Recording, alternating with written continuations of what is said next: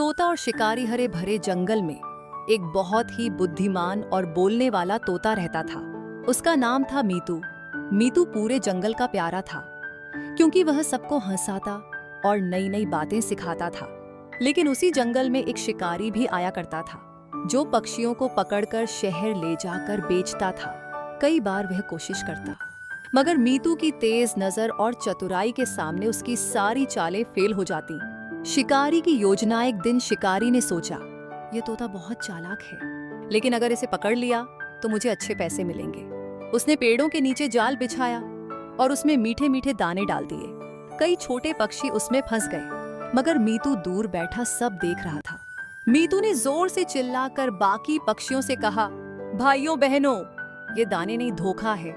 जल्दी से पंख फड़फड़ाकर उड़ने की कोशिश करो। सभी पक्षी एक साथ पंख मारने लगे और जाल टूट गया। वे सब उड़कर आजाद हो गए। शिकारी हैरान रह गया।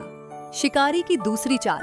अब शिकारी ने और चाल चली। इस बार उसने पिंजरे में एक नकली तोते की मूर्ति रखी और उसके पास दाने बिखेर दिए। वह सोच रहा था कि मीतू मूर्ति को देखकर पास आएगा और फंस जाएगा, मगर मीतू पास आया, मूर्ति को ध्यान से देखा और हंसते हुए बोला, अरे मूर्ख शिकारी, असली तोते की आंखें चमकती हैं, ये तो पत्थर का बना है। फिर उसने जोर से कहा, दोस्तों, इस इंसान से बचो, यह हमें धोखा देना चाहता है।